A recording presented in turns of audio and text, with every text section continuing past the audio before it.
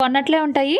ఇంట్లో చేశారంటే ఎవరు నమ్మరు. పచ్చిగా లేకుండా మిస్టేకే రాకుండా ఈజీగా పర్ఫెక్ట్ కొలతలతో ఎప్పుడైనా స్వీట్ తినాలనిపించినప్పుడు ట్రై చేయండి. ఇంకెందుకు రెసిపీ స్టార్ట్ చేసేసుకుందాము. ఫస్ట్ అయితే ఒక బౌల్ తీసుకుని 1 కప్పు మైదా పిండి వేసుకోవాలి. 3 స్పూన్ల వరకు నెయ్యి వేసుకోవాలి. కాచిన నెయ్యి, కొంచెం సాల్ట్ వేసుకుని మొత్తం రబ్ చేసుకుంటే ఈ విధంగా కలిపేసుకోవాలి. నెయ్యి పూర్తిగా కలిసిన తర్వాత ఈ విధంగా ముద్ద చేస్తే ముద్ద అవ్వాలి. లేదు అంటే ఇంకొంచెం నెయ్యి యాడ్ చేసుకోవచ్చు. వాటర్ పోసుకుని పిండిని చపాతీ ముద్ద ఉంటుంది కదా, ఆ విధంగా కలుపుకోవాలి.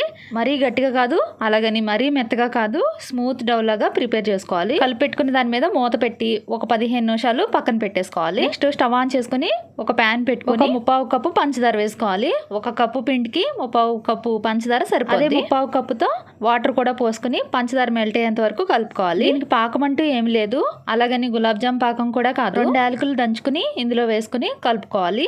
పంచదార అంత కరిగిన తర్వాత చేత్తో పట్టుకుంటే ఈ విధంగా జిగురుగా ఉంటే సరిపోద్ది.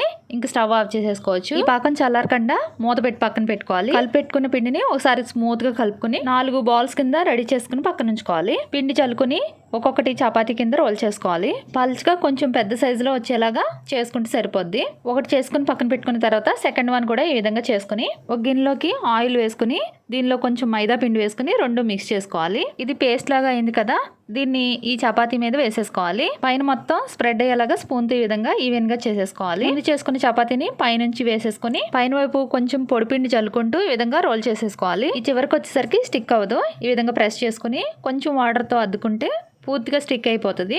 చివరిలో సమానంగా ఉంటుంది కదా, ఇది కట్ చేసి పక్కన పెట్టేసుకోవాలి. అది కూడా ఫ్రై చేసేసుకోవచ్చు ఇంట్లోనే కాబట్టి. 1 ఇంచ్ వెడల్పు ఉండేలాగా అన్ని ఈక్వల్ గా సమానంగా కట్ చేసుకోవాలి. ఫైనల్ గా లైట్ గా పైనుండి ప్రెస్ చేసుకుంటే సరిపోద్ది. ఇలా చేయడం వల్ల కాజా షేప్ కరెక్ట్ గా వస్తుంది, పొడవుగా ఉంటాయి. లేదు అంటే రౌండ్ షేప్ వచ్చేస్తాయి.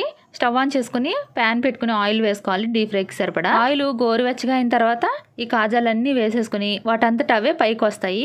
ఇవిగోండి ఇలా పైకి వచ్చినప్పుడు మీడియం హీట్లోకి పెట్టుకుని గోల్డెన్ బ్రౌన్ వచ్చేంత వరకు ఫ్రై చేసుకోవాలి. హై ఫ్లేమ్లో పెట్టుకుని ఫ్రై చేసుకున్నామంటే పైన ఫ్రై అయిపోయి లోపల పచ్చిగా ఉంటాయి. ఇవిగోండి ఆల్మోస్ట్ ఫ్రై అయిపోయి చిల్లెల గరిటలోకి తీసేసుకున్నామంటే ఎక్స్ట్రా ఉన్న ఆయిల్ ఏమన్నా ఉంటే కిందకు వచ్చేస్తుంది. ఇవి వేడిగా ఉన్నప్పుడే డైరెక్ట్ పాకంలో వేసేసుకోవాలి. పాకం కూడా వేడిగా ఉండాలి. పాకం అంతా పట్టేటట్టు అటు ఇటు టర్న్ చేసుకుంటూ ఉండాలి పైకి కిందకి. ఇవి సెకండ్ బ్యాచ్ అనమాట.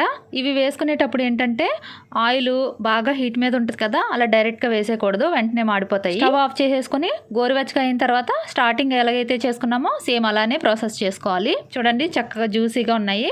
ఈ పాకం పట్టేటట్టు బాగా కలుపుకోవాలి. చూడండి చూస్తాక ఎలా ఉన్నాయి, షాప్ లో కొన్నట్లే ఉన్నాయి కదా, టేస్ట్ కూడా అలానే ఉంటాయి, ఇంకా బాగుంటాయి అనమాట. పర్ఫెక్ట్ లేయర్ కాజా రెడీ అయిపోయింది. వీడియో ఎలా ఉంది కమెంట్ చేసి చెప్పండి ఫ్రెండ్స్. నచ్చితే లైక్ చేయండి. Thanks for watching.